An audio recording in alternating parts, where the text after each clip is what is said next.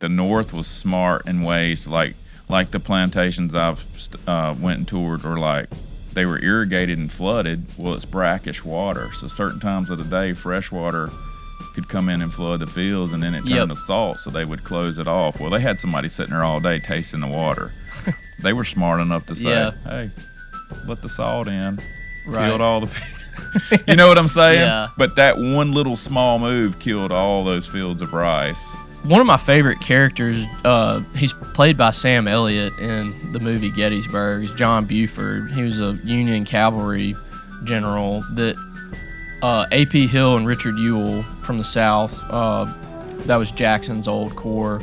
They get to Gettysburg first, and General Buford's there with his cavalry as like a screening movement, because neither arm, like these are like two big, like this was gonna be the big battle, and everybody knew it. If modern America broke out in a civil war, what would it be?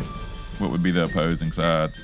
I think it would be like on ideological, but also like geographic terms, like where you had a clear divide, more or less, on the sides. But like I said, it would be hard to imagine like what that would really even look like. It just, I guess, depend on how the military split up like it did at this time, who did what. But the military seems to be pretty agnostic nowadays. Like, when was the last time you heard any... I'm gonna drop a drone on you, bro. Michael McPhail. I mean, dude, you've been through me with a lot of things, but here to talk about the Civil War, as cringy as that may sound. Yeah. But I gotta say, dude, you taught me what it was to go on a freaking adventure. Yeah, that's important. I think about that all the time. Me and him loaded the mountain bikes, strapped the canoe on top of the Subaru. Yeah, almost lost it in Collins. Yeah. And we were like out running a hurricane, I think, going and coming. But anyway, we went up to Ozarks and mountain biked for 5 days. One of the best trips, man. I think about that a lot. You was the president of a bank at that time. And like, I think the coolest thing I ever done, you may get mad at me for sharing this, but like, we rolled a fat one up on a mountain. About 40 miles out in the middle of nowhere. We hadn't seen people in probably 12 hours. Yeah. Could totally have died. And then we just go full descend. And I was looking at Paul, sunscreen, talking about sunscreen. I was like, man, you really need to wear a helmet. Like, dude. I knew you were going to say that. I was like, my net worth is like $200,000 maybe, if you count my Subaru that needs new tires. But I was like, this man needs a helmet. But I look over here, we're flying down that mountain, and Paul's just over there, just fearless. So this freaking work boots and a hat on backwards. I mean, I don't even know if I had underwear on, bro. No, it really, like, you were a true cowboy. Like, it's not all an act. Like, it is. It really is who he is. Moto sounds as we went down the mountain, but I felt like the Lord was just in heaven, like pulling the reins back, smiling, because he's like, boy, these boys are living right here. Man, we did it right. That was a great. There's no feeling like, I remember I had on Under Armour shorts, and this may be the weirdest thing I ever said, but we were so far out in just the Subaru to get to the trailhead. I was like, what does a brand even mean anymore out here? I remember staring at my short, and then we did a 40-mile one trek on the Wumble Trail. Yeah, and we saved 2 kids. Remember that? Saved 2 kids. And then we saw a grown woman get groped. I told that story the other day, and people were like, but dude, we literally watched a dude grope an old lady, and you went down there, an elderly lady, not an old lady, and you went down there and like, hey, did you just get groped? And she was like, yes. Did you see that? I was like, do we need to call the police? I was like, what is going on? I mean, Hot Springs, that was a weekend right there. Time of my life, maybe. That was a true adventure, but you're right, man. But, speaking, like, you just constantly inspire me. I think that's like probably the biggest thing, man. Like, you're relentless. Thank you, man. You pursue your goals, you attain your goals. You're self-made. You're an American success story. It's just so cool. I mean, I've growing family. Amazing. I appreciate that, man. I used to would say, oh, well, but I just take it. I appreciate it, dude. Yeah. So, dude, you're here to talk about the Civil War. I'm a little... Yeah. That's a little touchy, huh, or no? Yeah, it really is. And part of my reason or journey, like every year, part of like personal development, I've challenged myself to really spend a year in a topic. So, for example, this past year, a friend of mine, David, who is on our blog, we spent a lot of time reading about the Civil War because it's something that like people get uncomfortable about, and I think it really resonates even today in its importance. And not a whole lot of people know about it. There's just your standard things you may know or not know, but I really wanted to, dive into the lives of the men like U.S. Grant, Robert E. Lee, Stonewall Jackson, William Tecumseh Sherman, and like really find out who these men were and what their experiences were like. What was America like at the time? It was definitely a crossroads.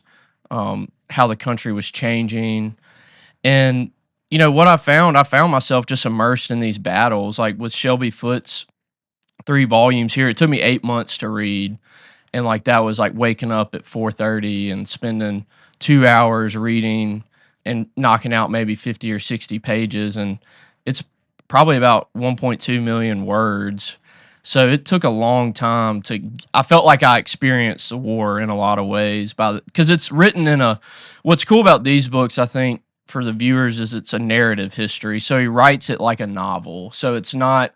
It is factually researched and all that kind of stuff, but he portrays it in a way it's like a literary masterpiece. Shelby Foote was a aspiring, you know, novelist, but he was a guy from Greenville, Mississippi, and he was commissioned to write like a history of the Civil War and ended up being a trilogy, and it took him 20 years to write.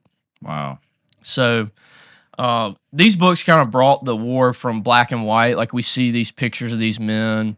They're it's just far enough in the past. It's not like World War II where, that's a kind of a heroic story, or the American Revolution. Those are like really heroic instances of America and us and our national identity. And then in between that, sandwiched in between that, you have the Civil War that was extremely, just an uncomfortable topic. I mean, most people, we think Civil War, obviously we're thinking slavery, but right. Was that the initial cause of the Civil War, and were there other reasons behind it other than just slavery? Right. So I feel like a lot of people start there. Right. Rightfully so. And my answer is usually it was about a lot of things. At the beginning, I feel like from what I've read, it was more of an economic rift in the country. So, like, for example, the North was a highly industrialized economy. The South was an agrarian slave economy. So you have these worlds, with early on in the history too, the right of self-government. Like we live in a modern America is very federally oriented. But back then it was a little bit more or a lot more state driven. So there is the power of like self-government was a big thing, coming from the Constitution. It's something we don't really think about as much anymore because the matter's been settled with the Civil War, because there was never anything that said a state couldn't leave the Union. That really wasn't, it was kind of an omission by the founding fathers. Which we still threaten to this day. Right. But now the federal government has so much power. I mean, it's the largest employer in You're not getting out of this. No. It's kind of it was settled then, but that was a big thing. So But was it really settled then? Because you look at segregation. I mean, it took a century later. They said that like for the North, they were against the South didn't want tariffs. So you hear a lot about tariffs nowadays. Like that's a huge, like every time you turn on the news. Right. The North was supportive of the tariffs because they were producing goods and services that they wanted protection. And then the South was like, well, we want cheap goods and services coming into the country. So that's really a big reason that it started. And then the slavery component, even the founding fathers like Thomas Jefferson and John Adams wrestled with this idea of slavery. Like, we're saying all men are created equally, but yet we have these slave economies in the South, and it was contentious even, at the writing of the Constitution. I heard it was like holding a wolf by the That's a ears. great, yep, You've heard yep, that? yep. That's a great Thomas Jefferson Yeah. analogy. He struggled with what to do with his slaves, so it was something that was kind of bubbling up. In the 1840s and 1850s, they call that the decades of compromise, where you have the Missouri Compromise, where they tried to keep slave states at a certain point, and the Fugitive Slave Act was a big thing. The Dred Scott decision with the Supreme Court. The Supreme Court, like you hear a lot about that and their decisions today with the overturning of some long-standing things. The Supreme Court played a big role in how people, what led to some of those frustrations. In our political realm, I mean, it was basically ran by Southerners until the Civil War, right? Right. Before the Civil War, it was for the last time in our nation's history, we were almost, I think we were slightly like 51% an agrarian economy. So, can you define what that is? So I guess an agrarian economy would be just driven by the planting, like farming, like that would be natural resources, right? Because that's what's interesting to me. Like last year, I love Charleston, and when me and my wife go there, we like nerd out and do all those tours and the plantations, and that was when it really dawned on me that like I've always thought like the North and the South fought over slavery alone, but when you go to these plantations, which is super interesting because the families that were bought in as slaves are still there working. Right.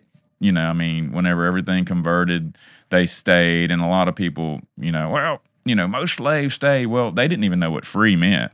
Right. First of all. And then second of all, like half of their family members were sick and they didn't want to leave because they couldn't even, run. I mean, these slaves were rice plantations where everything was flooded. Like the gator death was just everybody's getting ate by alligators every day. Like you didn't even live to 30 basically. It was terrible conditions. So it's nothing to be justified there, but they really brought it to light that like when the North come down, it was mainly because the South wanted to succeed from the Union basically for economic reasons. So whenever they came down, that was one of their big plays was to destroy the plantations and set the slaves free. Right. Therefore, we had no workforce. I say we. The South had no workforce. The crops were burned, and that was the main reason behind it. They didn't necessarily come down here to free the slaves. Yeah, I think there's a myth around that the Union Army came through and they were all like liberators in the sense of, William Tecumseh Sherman had some horrible things to say about the African Americans, and so it's a very interesting thing to look into because like that was my assumption as well. It was like they were kind of the righteous cause, but a lot of them had conflicting views themselves. Were there slaves in the North? Like as far as in the industrial era and all with them? Not to the degree, like when Lincoln issued the Emancipation Proclamation, it only applied to Confederate-held states because he had the issue of dealing with these border states like Kentucky, Missouri, I mean, even Maryland. You don't really consider Maryland a southern state, but at the time they considered them. So there's a big slave population there. So yes, there were, but not to the degree you had in the Deep South. And I'm not trying to justify it, but I just always thought that's all the Civil War was about. Right. I just think it's healthy. I mean, it was the surrender of Appomattox is coming up, the 160th anniversary in mid-April when Lee surrendered to Grant. So I think it would be healthy for more Americans to go on their own Civil War journey and see the horrors of it, but also like what did this mean for our country, and kind of get to know some of the people that played a big role. And I mean, Lincoln is a fascinating figure from that time, and we sadly didn't get to see his approach to Reconstruction. I mean, that was a terrible tragedy at the end of the war where he's assassinated. Dude, I've seen the chair he was assassinated in, yeah? And the blood's still on it. That broke my heart at the end. I stared at it for like an hour. It's in the Henry Ford Museum in Detroit, and it's well preserved. And it's the chair he was sitting in when he was shot. And you can see the blood. You can see where he went down to the floor and laid on the chair. That's Crazy stuff to see, man. Yeah, and that whole deal, Grant was supposed to be with him. They were trying to take out Grant as well, but funny thing, like Grant's wife and Lincoln's wife didn't really get along, so they ended up doing something else. So, and they actually almost killed William Seward, the Secretary of State, and they tried to kill Edwin Stanton, the Secretary of War. So it was like a big plot that was going down at the end of the war. But yeah, Lincoln is truly one of the.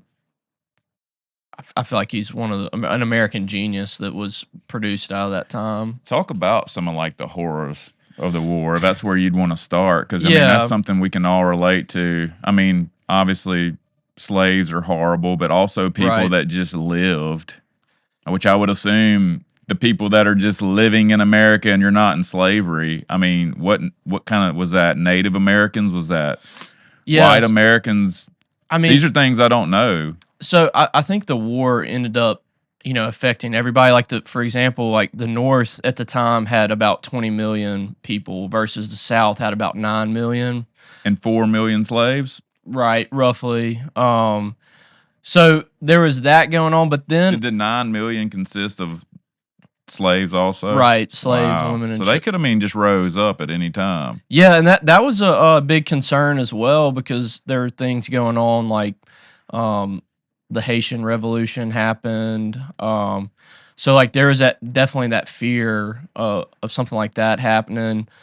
There was a guy named John Brown who's famous for the Harper's Ferry. He was trying to take some slaves and start an uprising. So John Brown was a big one. He was called the meteor of the Revolution because that happened, and that was a huge fear. He was executed, and he became a martyr in the North. And then, because I mean, they would have just whooped the hell out of any plantation owner. Oh yeah. I mean, if there was a concerted effort, it easily could have happened. Get one plantation. Let's ride. And there were instances of that happening. I don't know them off the top of my head, but there were a few, slave uprisings that would, then ultimately resulted in harsher treatment, which is, but at the end of the day, like the big fear in the South was that happening. And going back to your question, like some of the horrors that were experienced, like warfare with Shammy, you came out with some of those guns, like the American Revolution, the War of 1812, and even the Mexican-American War prior. The weapons, the technology jump that happened from those wars to the American Civil War. You were, instead of muskets firing at 90 yards, you had rifles that could fire at 300 yards.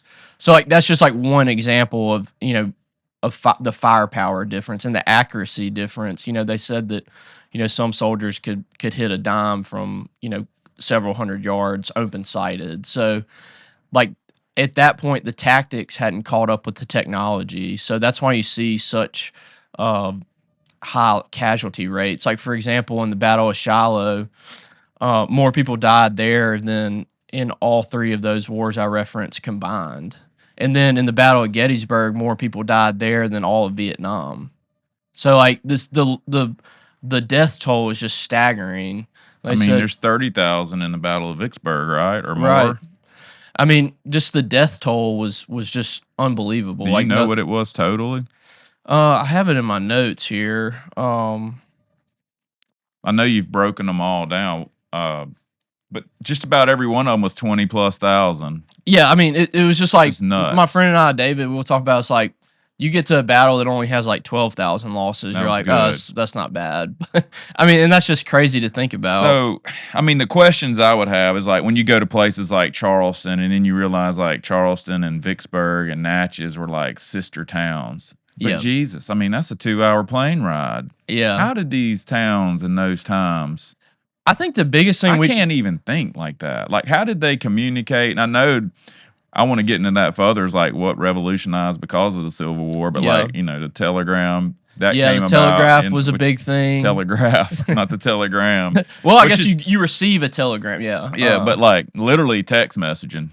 Yeah. I mean, that was revolutionary for that time. I mean, the rail system was pretty like passenger trains.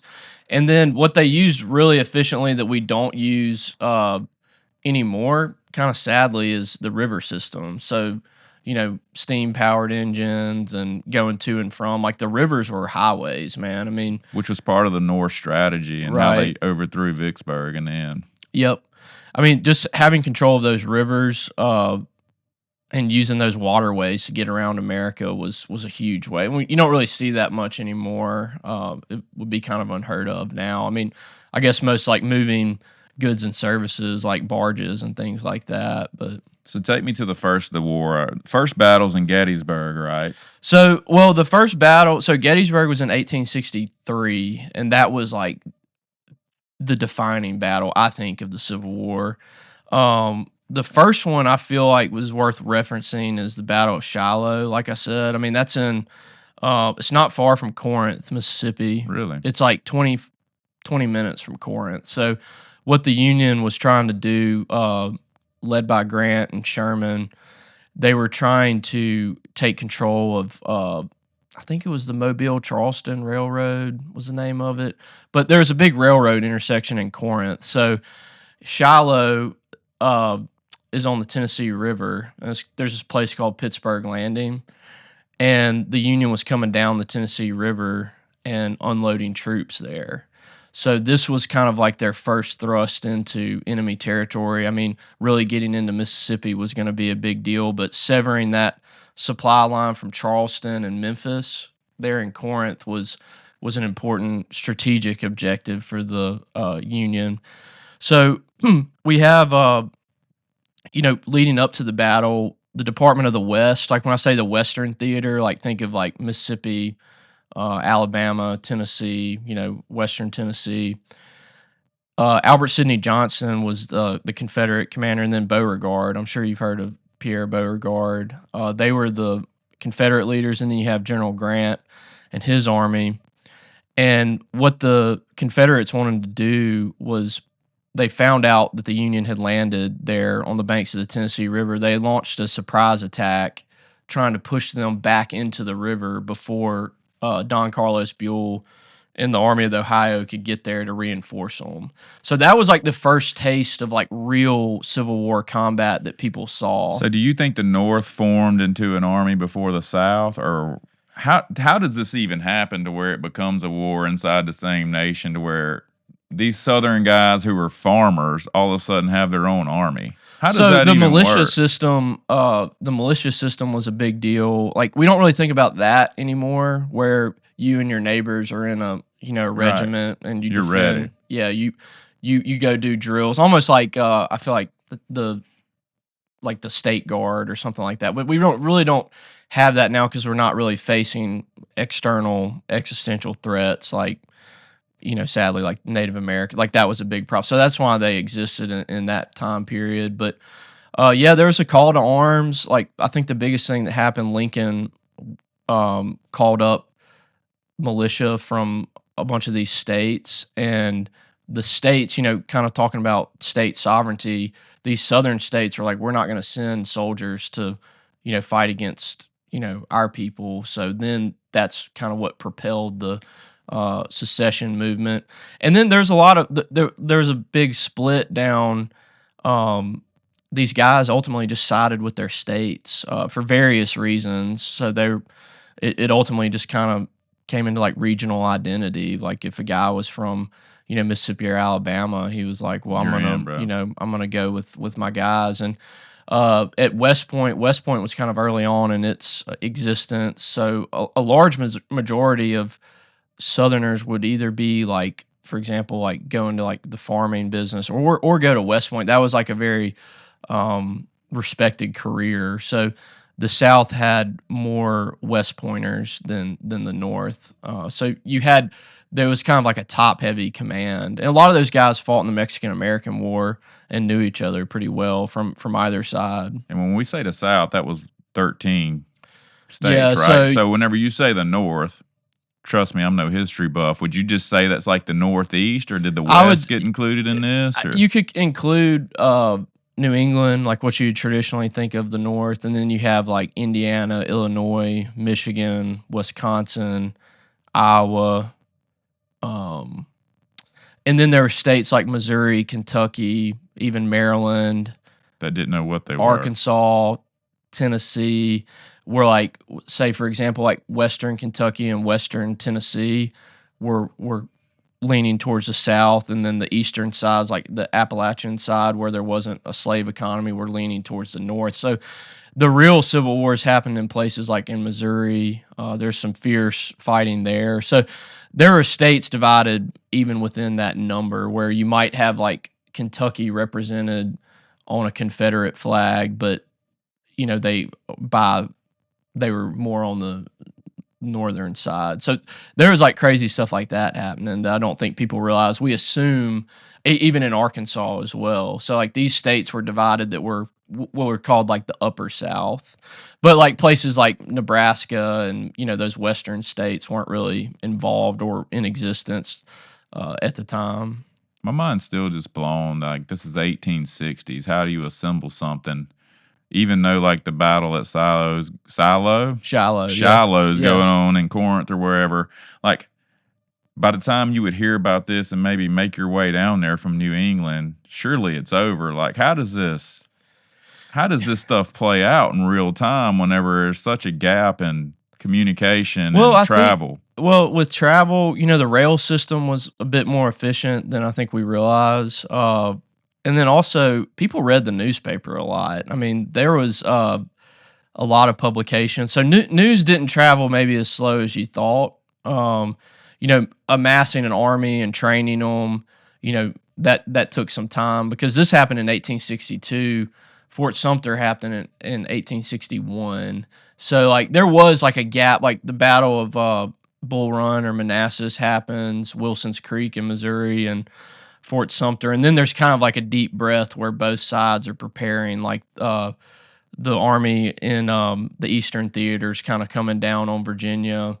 Grant has some victories at Fort Donelson and Fort Henry. They were big early on. So both sides did have to take a minute to raise up armies. And you would consider that like that's the Civil War's going on, or these are just battles happening? Oh yeah, the Civil War had started, officially with the firing on Fort Sumter. That was the kickoff. But did everyday life just go on for everybody else that wasn't in a battlefield? At first, I think, but then you start seeing the Southern economy, like inflation got really bad. Because these guys are fighting and they're not farming? They're not fighting. They're fighting, not farming. And the economy just like slows down, especially in the South with the blockade going on. Things are really hard to come by. In Vicksburg, like famously, you see the prices go up, like for a barrel of flour was like, astronomical. So you see the South really felt that. The North, they had issues with such a diverse population. They had a lot of immigrants, and there was a lot of draft riots because, these people were being fed into the fire, and the South was fighting a primarily defensive warfare. So, like, they were fighting on their home field, and you were having guys come down from Wisconsin and Minnesota, and they're like, man, I don't really want to be down here. So there was that issue. Would you see that, like, as a time if you were a slave, that, hey, man, half these guys are having to leave and fight, like, let's take over? Yeah, I'm sure that happened. Like with that was just there's such an interesting dynamic there. Because I've never thought about that perspective of, like, who's fighting the war. So it's probably the same guys that's got people enslaved. Right. And I think what the South did too, this is probably worth noting, if you had a X number of slaves, you didn't have to serve. So there was like a little bit of that going on. So a lot of the guys that fought on the front lines maybe didn't even own any slaves. Just like that's today. Not a myth. Just as today, you're 18, sign up and get on first. Yeah, and there was that romanticism that revolved around warfare, because a lot of these guys, they're for example, like their father might have fought in the War of 1812, or their grandfather might have fought in the Revolutionary War, or the Mexican American War. So it was almost like a rite of passage. Like we also in America now with just foreign involvement, we've not experienced a war on our soil, but it was just kind of part of life then. So a lot of those guys were like, I want to go off to war and be a hero. And you get to the Battle of Shiloh. Here's a good quote from Shelby Foote. This is, I think, from a northern soldier. It said, "When I stopped, I begun to hear all sorts of things I hadn't heard while I was running. It was like being born again, coming into a new world. There was a crash and clatter of firing, and all over this I could hear them all around me, screaming and yelping like on a fox hunt, except there was something crazy mixed up in it too, like horses trapped in a burning barn." So like that's like a visceral, That's Foot. wild. Yeah, Foot kind of like takes you into that battle, and like I said, over 23,000 soldiers were killed, in that battle. So ultimately, the Union prevails because they're driven back into the almost into the Tennessee River, and then nightfall comes and it starts raining, and Grant and Sherman are standing there, and Sherman was like, "We sure did catch hell today." And Grant says, "Well, we'll whip them in the morning." And then Don Carlos Buell and his soldiers get there, and they're able to drive them back to Corinth. So, and Albert Sidney Johnston was actually killed, the main general in the West. So that was a huge blow for the Confederacy early on, losing one of their key commanders in the Western Department. And they say Grant was really known for being able to keep a cool head. Yeah, he Stay was calm. Yeah, he really was. I mean, Grant was somebody I didn't know that much about, and he's labeled incorrectly as just like a drunk, and he wasn't that way at all. He was a quiet guy. They said he could be silent in several different languages. Like he was just very reserved guy, but a very determined leader, very resilient, and that's what the Union was missing in a lot of ways. They had kind of overcautious generals that were afraid to, follow up on a victory or, make those hard decisions, where a lot of people were urging him to retreat out of Shiloh. And if they would have not won that battle, it could have looked a lot differently, or it could have just prolonged the war. I don't think the outcome would have changed, but it could have prolonged it. So from Shiloh to Gettysburg, is Gettysburg the next then? I think, yeah, Gettysburg's an important one. That went down. So that was the South's second invasion of the North. So I don't think a lot of people realize in 1862 there was a famous battle in Maryland, the Battle of Antietam. It's near Sharpsburg, Maryland, and the South was defeated there. And what was interesting about Antietam was the North found out about their plans based on a cigar wrapper. Well, it wasn't a cigar. It was supposed to be a note from. It was like a confidential military thing, and some guy was using it as like a cigarette wrapper, and a Northern guy found it. So the Union were able to, among other things, were able to repel them out of Maryland. But in 1863, in July,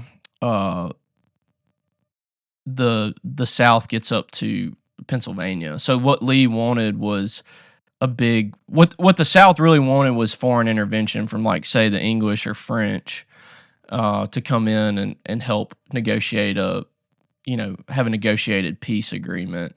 Why would they be interested in doing that?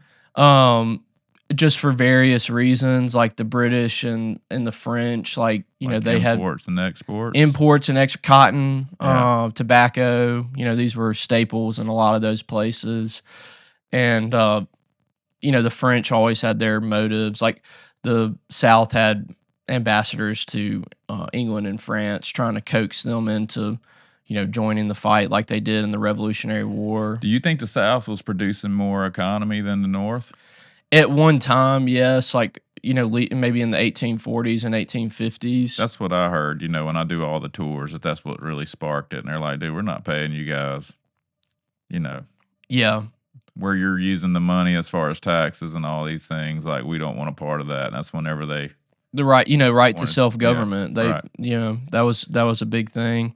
But they get up to Gettysburg, and they had just won a big battle in Chancellorsville, led by Stonewall Jackson. That was like a famous. That was where Stonewall Jackson ended up dying. Was in Chancellorsville. He was wounded and died there. But one of my favorite characters, he's played by Sam Elliott in the movie Gettysburg, is John Buford. He was a Union cavalry general that A.P. Hill and Richard Ewell from the South, that was Jackson's old corps. They get to Gettysburg first, and General Buford's there with his cavalry as like a screening movement, because neither arm, like these are like two big, like this was going to be the big battle, and everybody knew it. Some people wanted it to attack D.C., but Lee wanted to draw the Army of the Potomac, which is the Eastern Army, out into a field, and they would come together. And Gettysburg was kind of the perfect place for it, because it had like 10 roads coming into Gettysburg. Before that, Gettysburg was just a quiet little country town with the Lutheran seminary. A lot of like hilly terrain. literally around it. just go in there to fight.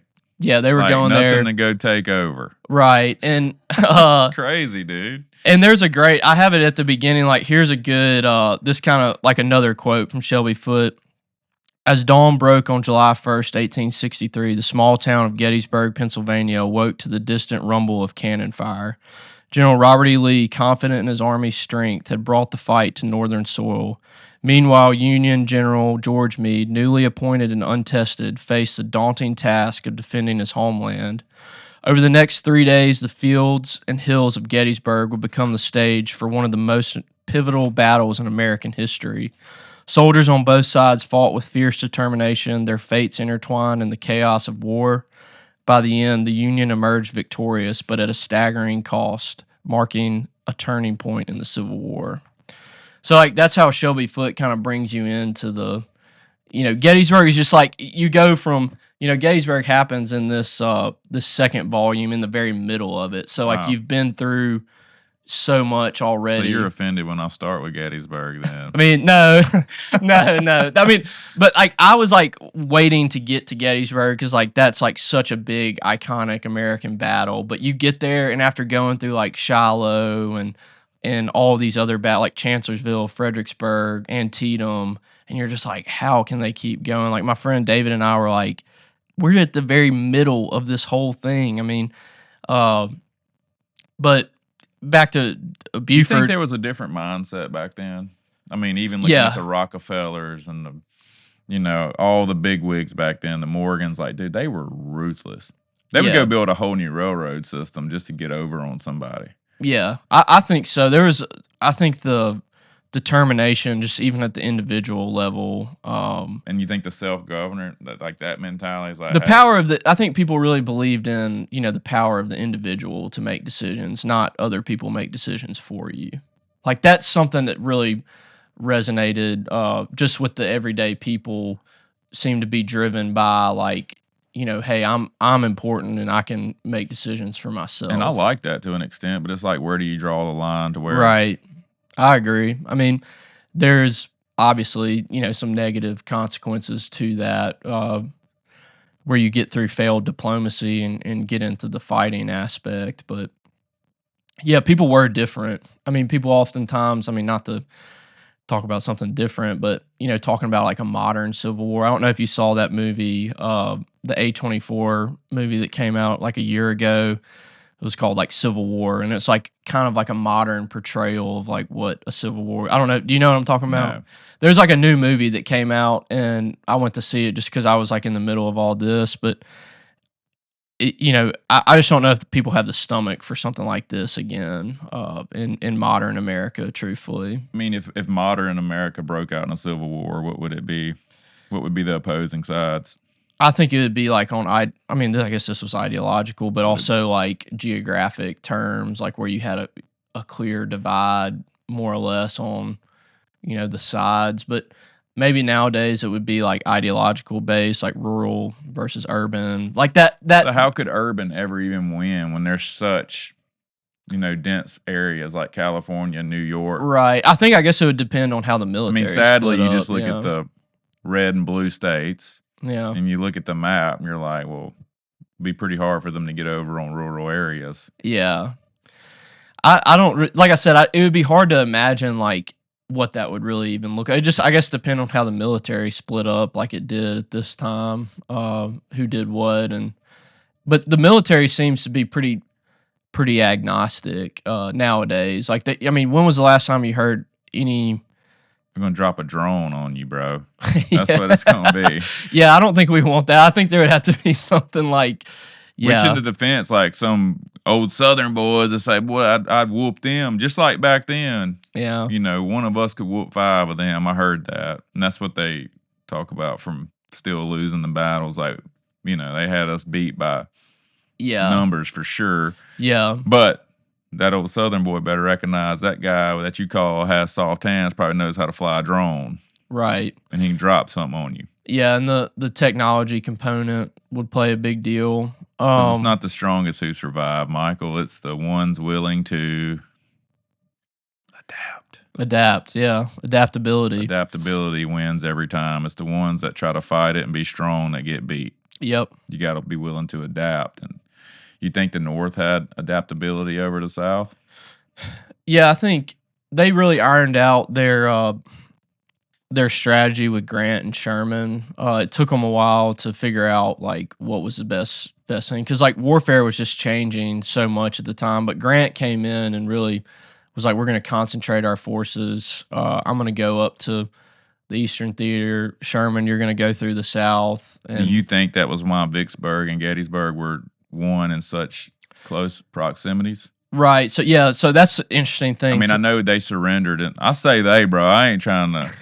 Most of my friends are black, bro, but it was too short for me to get some of my. Well, I think it's just such a racial thing to talk about the Civil War, not to have my black friends here with me, bro. Like I want to ask questions like they would. So if any of my friends are listening to this that are, African American or black, I even hate saying black, bro. I feel like black's offensive. But, well, it's like one of those things. It's a touchy subject, sure, like man. you said. But this is where I'm at, dude. I'm from a poor Mississippi town, and I don't think we realize how poor of an area we're from.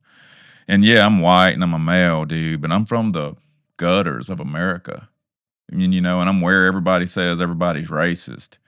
But then also I see the self-government, dude. I got that mindset too of like I can do anything, and the best way of doing everything has not been done. But yet I'm from this area, where supposedly everybody's racist, and and so I feel like I'm special for that, dude. I love that. So I'm only saying that to say I'm talking to you, dude. I'm trying to portray myself as my buddy Drake. Yeah. And I got other buddies that are Secret Service and have been since Obama all the way to Trump's second term. Yeah. Cool as a fan, I'm not going to call their names, but like, how does that feel, talking about this being them, and then, you see the argument, well, your grandparents wasn't even slaves and y'all shouldn't be arguing and all this. And I sit back and eat popcorn because none of it really matters to me, but what can we learn from it to not have a better today? Well, I think just the, appreciating the outcome, I think is important. Seeing men like Lincoln and General Grant, and with the war itself, I don't even view it as us and them in the sense they're all Americans. I think that's kind of the beauty of Appomattox. Where do you think we get it wrong like that, the way we're taught in school? Yeah, I think so. It's just such a labeled divide. Like me, I just think the war was about slavery. Right. I think the danger of just kind of throwing the baby out with the bathwater comes into play because there's components of all of these folks and that you can learn from just as a person. And then seeing the importance of, if well over 500,000 people died in this conflict, it really deserves our, kind of intellectual capacity to think about and really like process like, oh, this was the outcome, and how could it have I been mean, different? But this is changing the subject a little bit, but another fact I didn't really understand is like, dude, the African Americans showed us how to grow rice. Did you know that? no, I didn't. They knew how to grow it. So they came in, they built the irrigation systems. They knew how to grow it. The plantation owners didn't have a clue, dude. Right. And they were willing to like show them everything about it, what soil was the best. That's why rice was so big in like Charleston. Yeah, and with I think at the time of like that place in history, slavery was a terrible thing that existed from biblical times, and the Enlightenment era kind of gave us the founding fathers, and they wrestled with it. But then you have an entrenched system, economically, that they're like, well, there's all those self interest involved, and folks that had it didn't want to let go of it. So, But to talk about strategy, like the North was smart in ways like the plantations I've went and toured, or like they were irrigated and flooded. Well, it's brackish water, so certain times of the day, fresh water could come in and flood the fields, and then it turned yep, to salt, so they would close it off. Well, they had somebody sitting there all day tasting the water. They were smart enough to say, yeah, "Hey, let the salt in." Killed right, all the you know what I'm saying? yeah, But that one little small move killed all those fields of rice. yeah, Instead of going in there and burning everybody down and killing everybody, it's like we just got to get a hold of this one guy and tell him let salt water in there, or kill him yep, and let salt water in this whole plantation and flood it with salt. right, So you hear things like that and you're like, wow, yeah, it pays to stop and think a little bit versus just going in and going against the friction. You could use that in business or yep, anything like that. So I always thought that was neat. But yeah, I was really like one of the plantations I toured, like the black family that was like pretty much showed them how to farm rice was still there living. mm-hmm, I got to meet them, third generation being freed. And I mean, one of them even let me in his house to tour it. I get a little emotional because it was something to see, dude. And he yeah, didn't want to change nothing, man. yeah, He still had the same floors, dude. And he recently died. Kind of affects me a little bit, but uh-huh, dude, he let us in to see his house wow, and still lived the same way he did. yeah, and Crazy, dude. I don't even know why I'm getting emotional, bro. But stuff well, like that's just like powerful to me, man. And then the white people, I would say, well, half the slaves stayed, man. They yeah, didn't know what free meant, dude. yeah, That their moms were sick, dude. They didn't yeah, want to leave their moms, so sure they stayed, bro. And that's just defending, somebody that's not white to yeah, say that. Yeah, that's true, but this is why. So I want to lay that out there. And I've been gracious enough to see that, yeah, they did stay and they're still there, and they're master gardeners. They know yeah, stuff that these plantation owners couldn't do, and they're still perfecting their craft to this day with beautiful gardens and showing it to people, replaying history, right. which is beautiful, but it's also, I didn't ever know those things.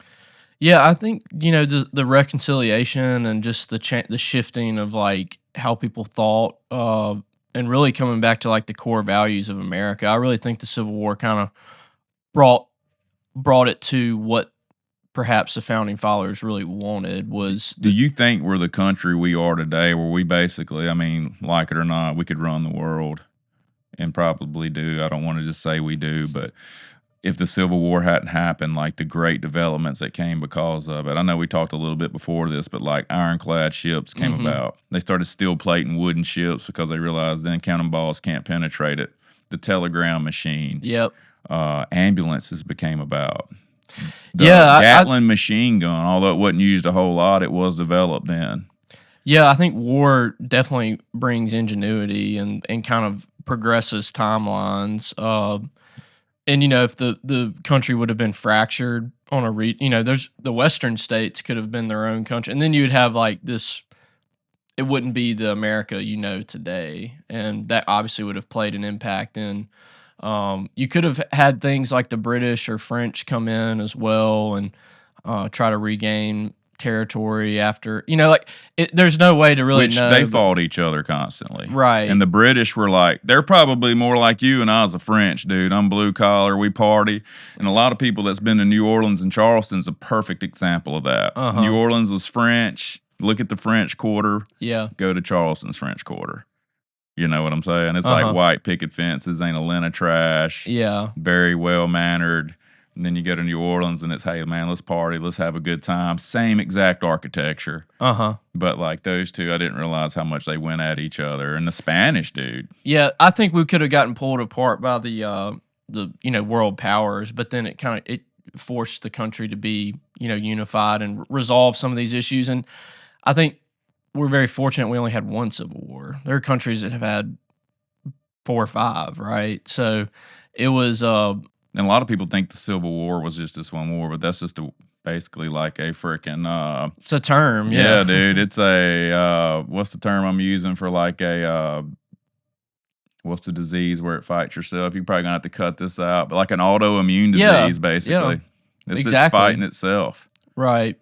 And it gave birth to like I said, I think it brought us back to the values that were intended to be instilled, but kind of had to be settled like this. And I've kind of taken you off course. So we had the first battle at Shiloh. Yeah, Shiloh, and then we get to Gettysburg, and I kind of went off track talking about. I just want to paint a picture of how the war came about, and then bring it back down, land the plane, at how it ended, and how long it actually took for what these people fought for to really become in play.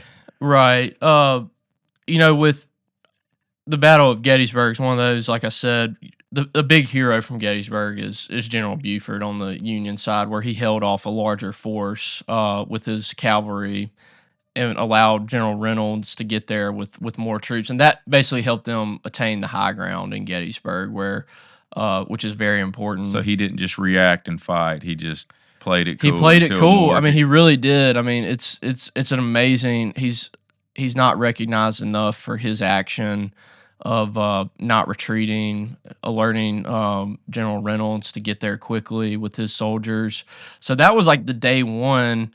They bought precious time for the Union to get there. Then on day 2, on July 2nd, what had to happen was there were 2 major assaults. One, Little Round Top is a famous place in Gettysburg where Longstreet was ordered by Lee to essentially take this high ground overlooking. It was one point, and then Culp's Hill was another one. So you have Culp's Hill and Little Round Top. One of my favorite guys, Joshua Lawrence Chamberlain from Maine, was the leader of. He was at the far flank of the Union Army. So if he collapsed, then they would have a major problem. He held Little Round Top, and they were running low on ammunition. This is like a very famous scene in American history. General Chamberlain ordered I think he was a colonel at the time, but they ran out of ammunition. They were fighting a much larger force. He ordered a bayonet charge, where Jocko Willink covers his book Bayonet Forward in his podcast. I don't know if you've heard that, but they do it was kind of like a swinging door motion, and they capture a larger Confederate force and really stall the attack. So they secure the far right of the Union flank, which protects a total disaster from happening. And then on day 3, that's when you get Pickett's charge. I think most people would probably recognize that reference, but there was it was like a mile-long field.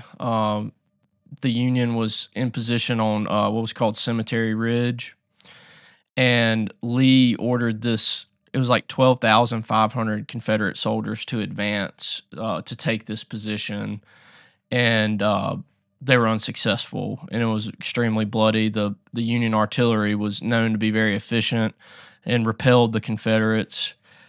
That's just like a very famous scene in American history too. So you have Little Round Top, and then Pickett's charge, which ultimately seals the victory for the Union. But like I said, 51,000 casualties happened in that battle. So it was there was other things going on. Like I kind of like hit the high point of it, but essentially the Confederates are repelled back into Virginia. So George Meade and his army are successful in protecting Washington D.C. as And well. at the same time, like Vicksburg's going down. Yeah, so Vicksburg was a longer siege, but it wrapped up on July 4th. Wasn't it like 43 or so Yeah, it days? was about 43 or 46 days, and there were other things. The Vicksburg campaign was going on. Some What- people even label it. What if you're just like a regular citizen in like Vicksburg? Because that's painted more as like a town and not really.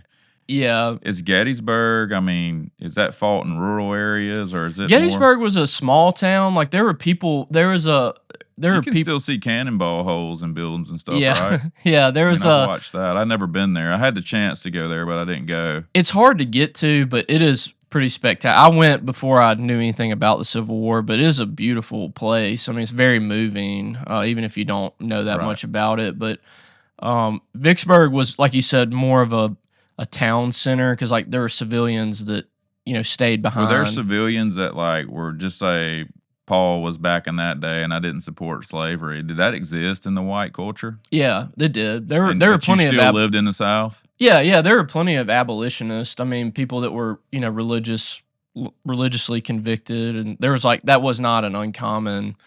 So what did those people do while the war? I mean, did the Union come in and look for them in their houses to kill them? I mean, you see those pictures portrayed in movies where like they're hiding under the ground, and I mean, do you paint that picture? What did the regular everyday person do? Because I know starvation ran rampant because they were having to hide and supply chains were cut off. Yeah, I mean, starvation was an issue. Just like the army was consuming a lot. I mean, it's a lot. It takes a lot to feed an army on either side, and then when you have limited resources, like in the South that they faced. Do you think people grouped up and hid out? Oh yeah, and You think cannibalism was a thing?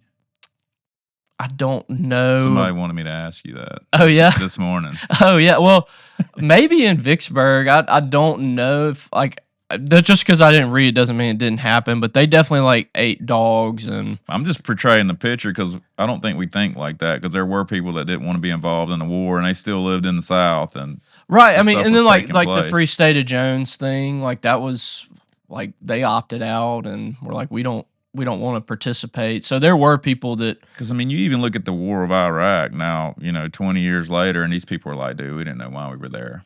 We were literally Yeah. busting in innocent people's houses and sure they got a freaking AK, bro. Like we're coming Yeah. in on them and 10 of their kids. What would you do? yeah. And like we're over here rooting and like And shoot 'em desertions. and- Well, yeah. desertions were a huge problem too, because like especially in the South, like they were just running out of food, and people were like, "I got to go home and Can't like take eat care of cotton, my-" buddy. Yeah. People were like, "I got to go home and take care of my family." Just like I mean, even in the Revolutionary War, there was that going on as well. Like at a certain point, people would just kind of be like, "I got to go take care of my wife and kids," and just opt out of the war.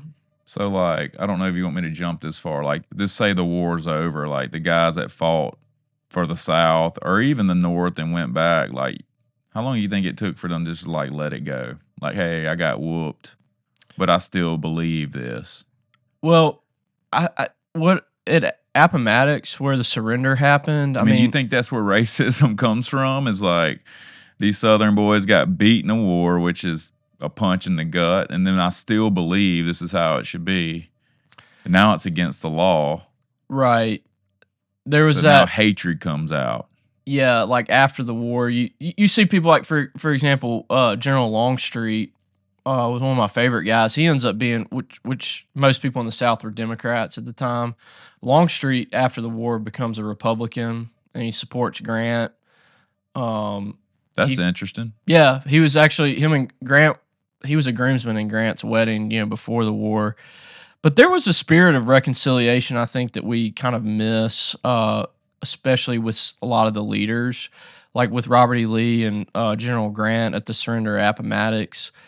It is a pretty interesting scene in American history where, the sides kind of come together, lay down arms, or, the South surrenders. And there is like a spirit of reconciliation because there's a lot of times during these ceasefires where we're all Americans, right? So like the people would come together and interact and be like, well, what's it like in Minnesota? And Seriously, yeah, and during the war. they would trade newspapers, and I mean, you have the same language, so it wasn't like they were fighting the French or Right. anything. So So they would seize fire and they get go out and collect the talk. dead and like interact and like trade stuff. So I think we also underestimate that, at the end of the war, when I mean, both these sides were so tired of fighting too. I mean, it was 4 years of really tough battles. Like, I mean, we've talked about Talk about Gettysburg and shot. PTSD. Yeah, no kidding.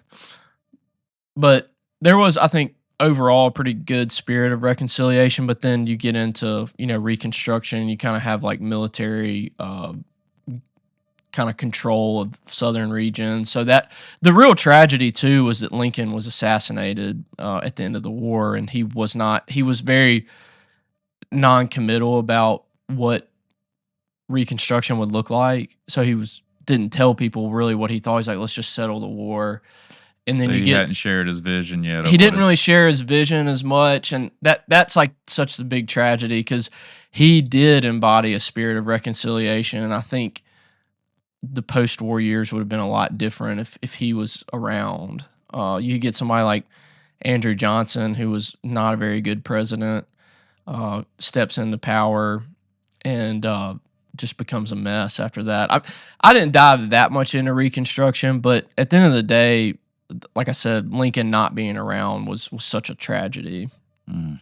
I've never thought about that perspective. Because like he was a master. Like he had very forward thinking approaches. Even when emancipation wasn't, because like 1861, even like nobody really wanted. Even the North didn't want to talk about emancipation. Was Lincoln a hothead, and his wife the one that would like hold his letters? It seems like I read a story about him once, and that he would act pretty quick, and his wife knew he should slow down a little bit, so she would mail his letters and she would hold them. Oh yeah, maybe so. And so yeah, she was a big strategic part of his plans and why they worked out, because her intuition was.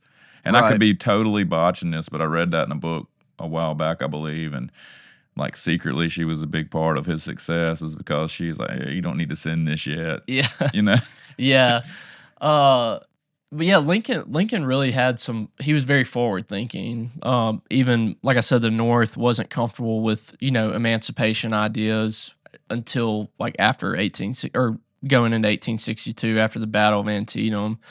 But yeah, Lincoln, I think he would have really embodied that spirit of reconciliation. But Grant and Lee, their negotiations at Appomattox, because what could have happened is Lee and the Confederacy could have just been like, all right, we're just going to launch a guerrilla warfare and, hold out much longer. But that they encouraged, everybody just like, hey, go back home to your family. And by that time, I think most people were ready. Like it was over at that point. Broken. So like the big rich plantation owners apparently didn't have to fight. So how Right. did they respond when the war was over?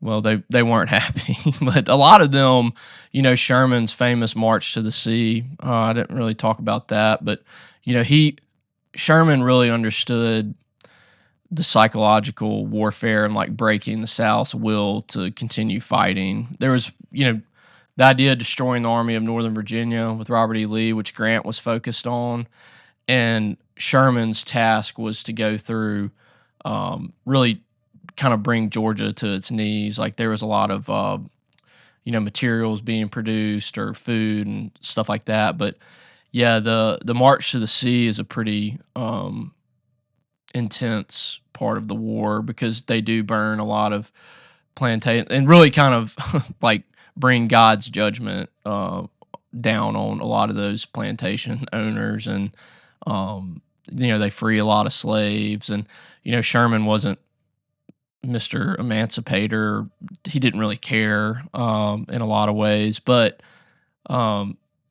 they did free a lot of slaves for sure. And there was a large contingent of them kind of following the Union Army, especially to their March to the Sea. So he kind of settled it into the kind of southern side, and then Grant was up in the Virginia area, kind of finishing out the war.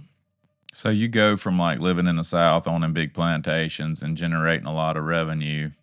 The Civil War comes in. How did that affect those guys after the war? Because then you have the industrialization of farming. That Right. definitely is why Mississippi is very rural and Yeah. poor now, because there's no jobs and machines have taken over farming. And Hmm. so, like, between the Civil War and that, and the industrialization of farm equipment, like, what does that time look like? Are you familiar with that? Because I mean, we just live here and see it. And I mean, the poorest cities in America are where we live. I mean, that's the stuff I'm fascinated with. Yeah, I mean, you think about like the Mississippi Delta Right. was a very Yeah. It went from, affluent yeah. place, and And then now it's now the it's poorest not. place in the freaking America. Yeah. After the war, like I said, I don't know, like I guess as much as about that, but you get into the issue of like, you know, is like these they lose their assets, like they don't have what they used to have. They basically didn't pay anything for their production, Right. right? So Right. then you got to figure out that part. Adapt. You have to adapt, and a lot of people couldn't adapt, like um, a lot of them, and a lot of that, I guess, plantation economy relied on like being in debt too. Like it was, I mean, I guess kind of how a lot of modern farming is as well. But you had to take out loans to do stuff, and you were just like constantly battling the debt monster. I don't think farming's changed one bit. I don't think it has either. When I bought my farm, they said, you can't buy your way in a farm. And I said, you don't know how hard I work. And, buddy, I learned that the hard way. Yeah. I mean, just the cost of a combine or a harvester alone, you better have some acreage and then Right. irrigation and trucking. Yeah. There's a lot to it, man. Just like moving things. Yeah, Yeah, exactly. it costs so much to farm that it's I guess you could do good, and obviously some people do, but it's a really tough game. Yeah. But I mean, with the Civil War, man, I just think it's not like even our conversation, right? It's like an uncomfortable one, and there's a lot of different angles to it. But I think it's relevant. My point is, like, I think it's relevant today, and it shouldn't be just something that's on the shelf and never talked about or viewed, because it really kind of was the crossroads of our country, and the things that happened and the people that participated. Like I said, I mean, getting to know these folks on either side is relevant, and trying to really understand it too, instead of taking it, just kind of how it's broadcasted. So uh, that's my point. Like, it's not a conversation that can always go perfectly, because like it's so sensitive. But Shelby Foote's a great guide through it. I mean, these books were a lot of time and energy invested in on his part, and just to simply read through.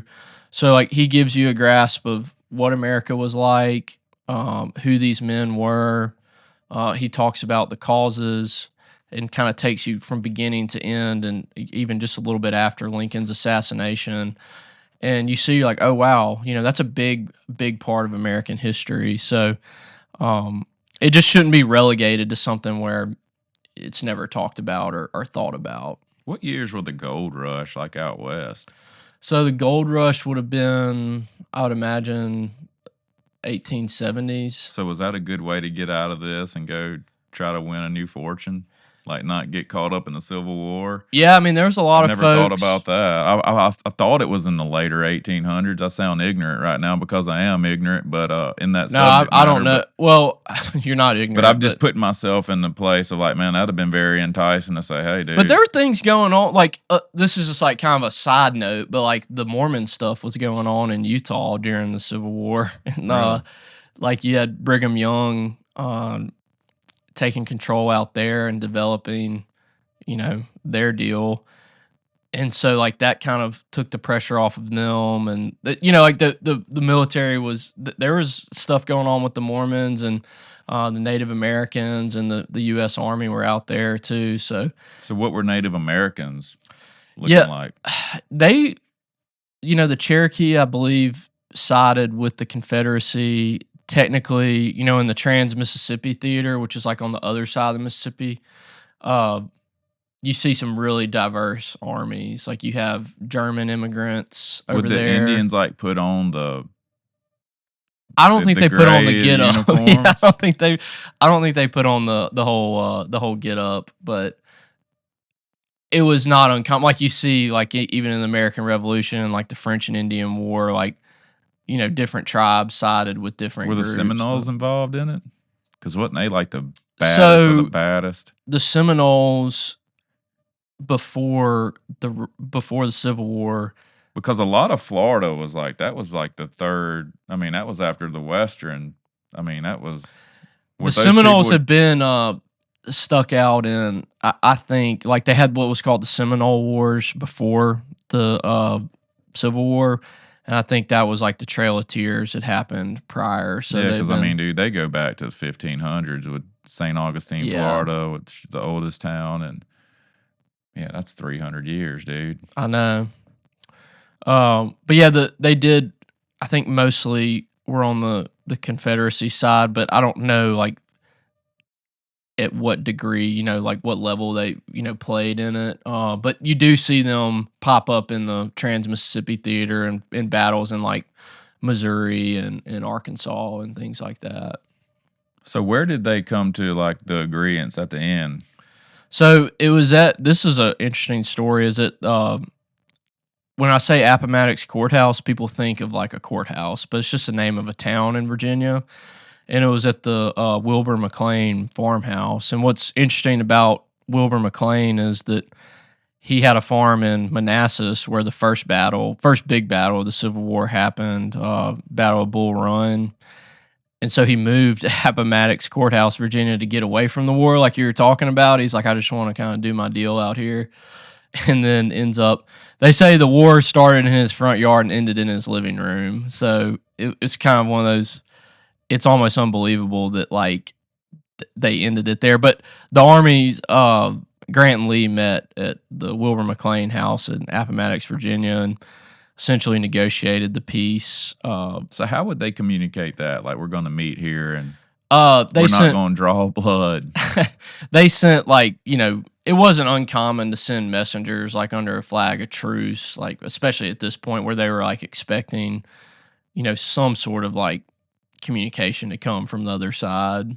How long would it take like between each battle for another one to arise? Like to calm down and then Well, there was one that was like the battle of the 7 days, like they had 7 battles in 7 days or something like that. But I mean, I think you see a few big ones will go down, and then obviously they'll have to like regroup or deal with the aftermath. But that's just what blows my mind. It's like, the communication. I feel like it was slow and travel, like, and then all of a sudden here's another battle, and they're all in this one place. How do they know to go there? Well, and like I think another thing I didn't realize that like you had, an army in Northern Virginia and the Army of the Potomac, Army in Northern Virginia, North and South. Then you had the stuff going on in Vicksburg. You had the stuff going on across on the other side of the river, which we haven't even really talked about, was things going on in Missouri and Arkansas. So like there could be 3 major battles going on at once, not to mention other naval conflicts. So do you think the guys actually fighting the battles knew this, or they just? I think the top command would know things. They would get information from like the War Department, telegrams. Were a so big did thing. Each side have telegram machines? They did. Yep. I think it was probably more efficient in the North, but that was a big way they communicated on what was going on, and then sending letters. But I guess they were pretty efficient in getting those where they needed to go. That's wild, because even just going and looking at the old mapping and how good it is, like how do you draw a map in those times? I mean, it was definitely a career. I mean, the coastlines and rivers and having accurate maps too. Yeah. Like early on, the Northern Army didn't really have good maps of like the South. So like that was like a big thing at the beginning of the war, like just understanding the geography when you have an invading army, like you have people that are from there, so they know like, oh, this road goes there, and that's a back way around there. So, um, when you're in the invading army, understanding the terrain is important. So that was kind of a learning curve, like having accurate maps. I mean, even in World War II, like they were like in the South Pacific, they're like, where are we? Right. Like, where is this island?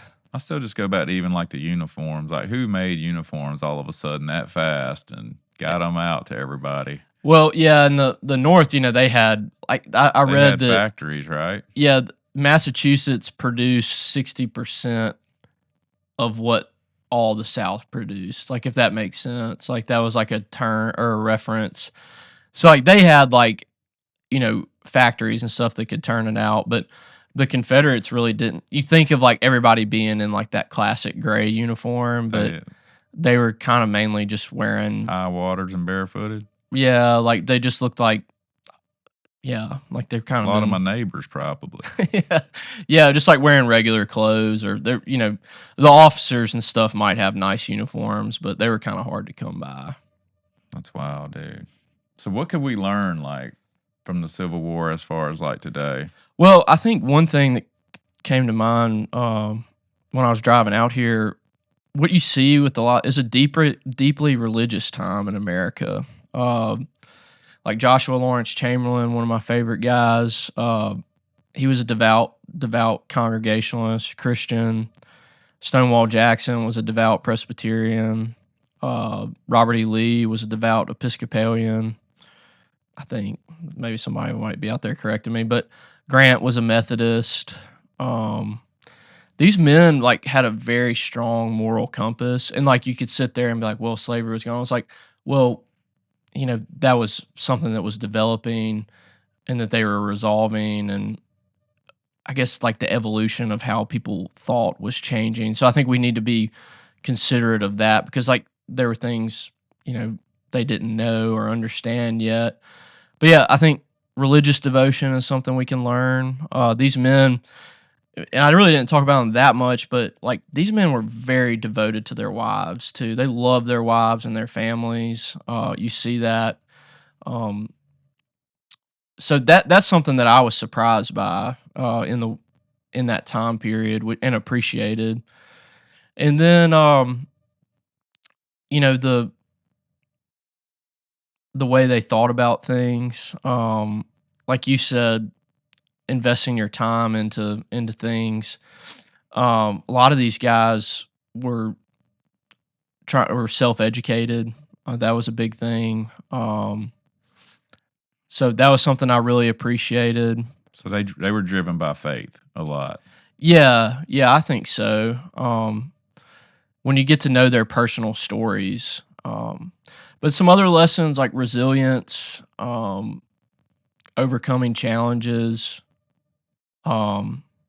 adapting, like not to like use these blanket terms, but like the warfare was changing a lot, strategy was changing a lot. You're going from Revolutionary Even like War, simple things like trenching yeah, developed, and they would sit in these trenches and wait it out and spread out. They learned simple things like spread your men out, because when they shoot a cannonball, they don't want to kill 20 men at one time. Exactly. Which sounds simple and fundamental, but like, and I think that goes back to like, God, we're sitting what a here, hard lesson to learn.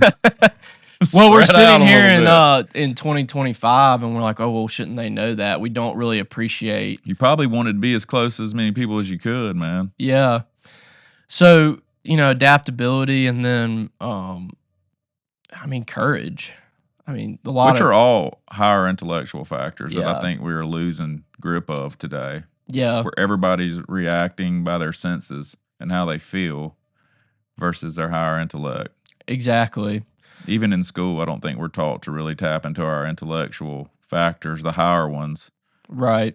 I mean, you're a banker. We don't mention that. You're a banker by trade and do insurance work as well. And if I tell you and I come in for a bank loan, I'm like, man, my gut just tells me this is a good place right here. Would you loan me some money? You're gonna be like, hold up, brother. I need some logical information before I can loan you any money. Yeah. The importance of planning and strategy. Right. But all that starts with higher intellectual factors. Like, man, I just really like the feel of this town. Let me start looking at it. And then I look at population, which is logical. And then find the right real estate, which is logical. And Yep. the square footage and the parking. And all right, now let me see what I can get this for a month. And then it costs this to build it out. But it all started with like an intellectual, like faith-driven factor. Like just having the discernment to go to this town. And when I say I was surprised that I liked I was interested in the Civil War is something that I think kind of keeps me in it, because the characters are so complex and they're all American too, which, I can appreciate. Trying to understand them is one of those things that is definitely an endeavor.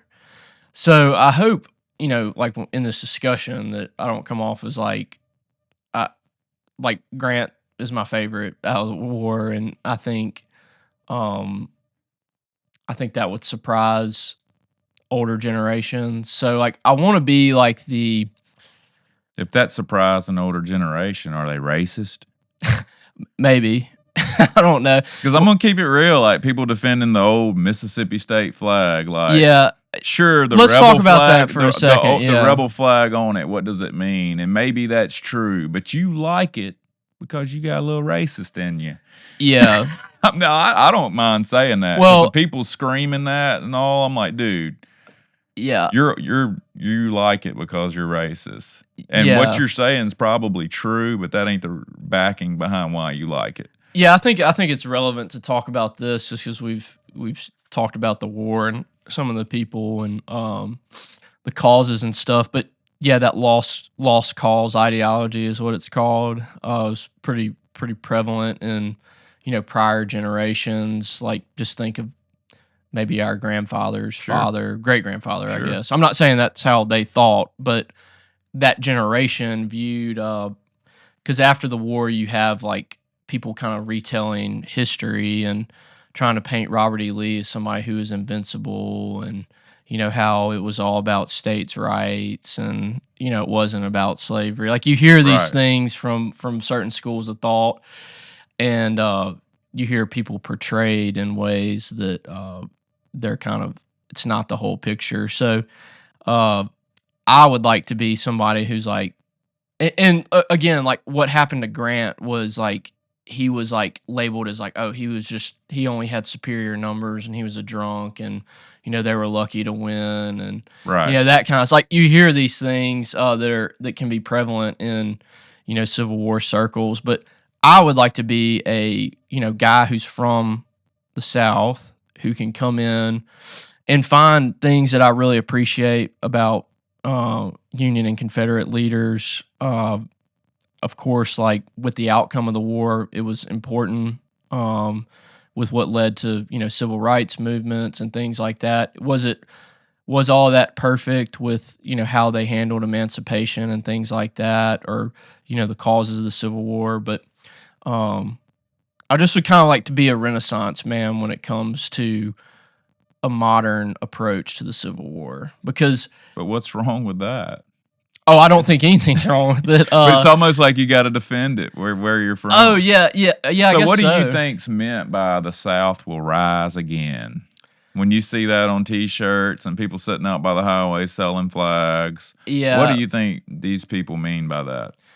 Well, and I ain't saying these people labeling nobody, but seriously, well, it's just I think with let's talk about the state flag very briefly. Like with the Confederate flag, which was the battle flag of Northern Virginia. That was what was at the top left. So that's what the Army of Northern Virginia. Which I would never fly because I felt like if I flew it, people would think I'm racist. Yeah, I got friends all over America, and I'm like, dude, I wouldn't fly that, bro. I mean, it's my state, and I'm proud to live here, but like at the same time, I know when people see that, what they're thinking. Same way you wouldn't walk in church and cuss or say a dirty word, even though you might be building somebody up saying something. It's still cursing. You better not say that in church. Yeah. Even though the flag itself, was used as a symbol of hate and fear tactics. So that's why I'm like, that's ultimately what it's going to be viewed as. So and I've never read that or studied it, but my intuition tells me that's what it meant. Yeah, it was used as a hate symbol Right. and like, not good. So, and then like the South will rise again thing, I think that just comes from like a place of ignorance of like we're the regional. Does that mean you're going to rise up and get slavery back going? I don't know. Well, I should hope not, but that might be. I don't think that's what people. That's all. The only thing I can say. It does. It has. Does it mean? It has racist undertones. I think. Or overtones.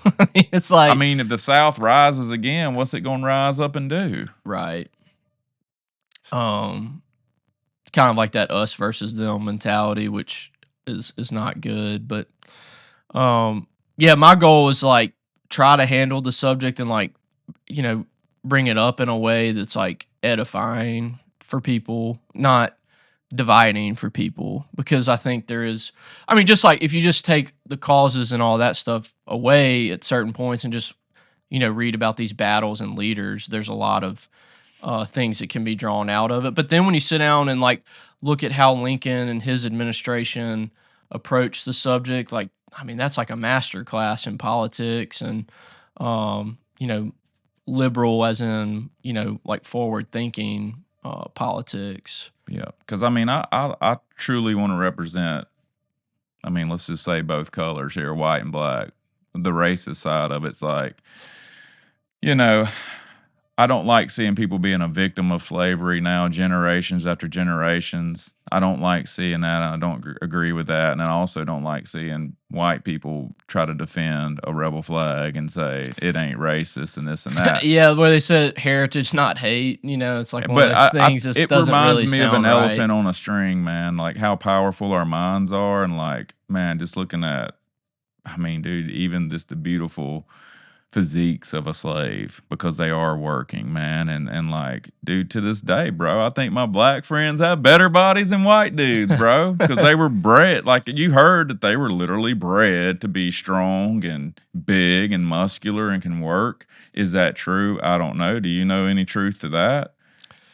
No, but I watched a really good book to read to kind of like sober you up on the slavery stuff is 12 Years a Slave. It's a famous movie. I actually rewatched it a while back, and you're like, that was some tough stuff. But I think looking back and trying to be like, hey, this is part of our history, and it's something that we have to think about. Sure. And understand. So, but like I said, the Civil War really kind of brought this to an end as far as like how we were going to go as a nation, which was ultimately a good thing. So yeah, it's a fascinating journey through like how it all came about, and then the people that popped up that you really wouldn't think. Like Grant was kind of in a backwater town in Illinois and got caught up and ended up being one of the greatest Americans. Lincoln coming out of Kentucky, log cabin. We've heard that story. Self-educated. I'd love to have you come back and maybe talk about like slaves that were actually able to be freed and then use their brain to become something greater than just a workforce, because there were some intelligent slaves, but I can't help but think of like the story of an elephant on a string. Well, an elephant's got the power to do anything, bro, but you can train it, tie it to a little bitty string, and it won't go anywhere. And that's what I think of when I see slavery, and I mean it in a beautiful way of like, man, we can all do anything. It reminds me of a story of a little black girl that got to finally go to the fair, and she sees a man blowing up balloons, right? And so she goes over to him, and he blew up a red balloon, and he's filling them with helium, and he's letting them go, and they're flying. Well, then he blew up a red one. He tied it up. She watched him let it go, and it flew off. And then he tied up a yellow one and tied it up, and it flew off. So she goes up to him, and she says, will black balloons fly? And he said, baby, it's not the color on the outside. It's about what's inside of it that makes it fly. And I think that's just something that we can take Dude, Yeah, we're no all the doubt. same on the inside, and we all have the brain power to be whatever we want to be. And I don't want us to be victims of the past. We just only learn from it. And I Exactly. don't want to disrespect anybody saying that. I'm saying that in a way that we can all be whatever we want to be. Yep. And I think we can learn that from the Civil War, man. You got any closing remarks? Um, I mean, just kind of like going back to what we were saying. It's one of those topics that you know it's hard to talk about. There's a lot of fascinating people that come from that time period. That still that we can pull a lot from and avoid. History kind of gives us the lens to approach the future. So you see what bad decisions or bad reactions got us at that time period. Uh, how can we avoid that going into the future? Um, and hold on to like these important things that they resolved in that conflict, and hopefully progress, further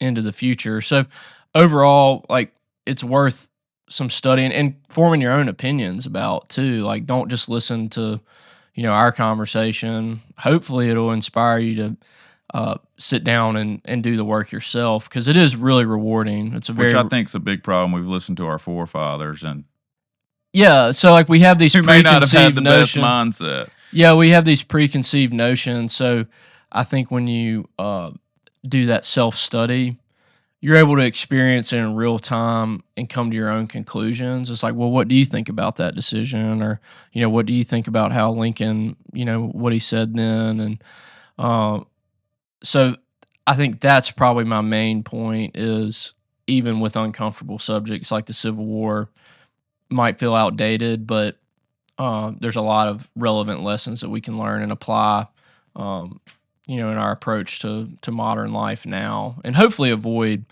the failures that kind of marked that time period as well. Michael McPhail, dude. Thanks for That's coming in talking about yeah, it. I can't believe I'm talking about the Civil War, but dude, I highly respect you for coming in, changing up the subject, dude, educating me on it, making me think more than I've ever thought about it. I know it's pretty quick for you to come through and do that. You got a blog that you do. yeah. So it's been around since like 2017. So that's why I was telling Paul at the beginning. I was like, man, I kind of want to see y'all set up, but so it's brains and brawn dot blog. So yeah, we're like on WordPress, but it's Cal Wilkerson and David Cootie, and we cover like last year. My friend David and I covered World War II, so that was like a really fun year, and we did some audio stuff or 2 years ago, and then this past year we did the Civil War, and then this year currently we're covering the American Revolution. So we're kind of going backwards in time, but uh, and then we do all kinds of stuff like self development and um, just really history, philosophy, religious stuff. So we try to you know bring stuff to the forefront, and we've just kind of picked these time periods to focus on because like we're Americans and we didn't know anything about it. Right. Spell your blog for me. So it's like brains and just spell it all out and brawn like brawny. Spell that, dude. That's where I'm struggling. BRAWN brainsandbrawn.com. blog. .blog. I'm telling you, we are I'll definitely put it in the description. yeah, we're definitely in 2017, but it took me a while to figure out how to use WordPress, and I was like, well, I just got to like sit down and update. I'd like to just get it on a website and modernize it I a can little help bit. you do that, bro. But we do on the site we do have like our recommended books that we've covered and read. So it's like a library of different books, and like with the articles it was kind of text based for a while. Like we would just write about it, and then started doing some more audio based stuff. But we do one cut, no edits, so it's pretty Love it. wild. Well, dude, Michael McPhail, thanks for coming. Hopefully you'll come back. If you come back, what you want to talk about? Man, I just love books. I love self development stuff. Like I said, I've listened to like pretty much all your podcasts, so I kind of see y'all's the people you have in and out. I really like those blue collar guys are pretty cool. I like listening to that stuff. So I think that's something cool that you do. I don't know how many people do it, but just hearing these guys' stories and how they've built their businesses, which is always cool to hear. Well, dude, thanks for coming out, bro. Yeah, absolutely. All right, till next time, bro. Yeah.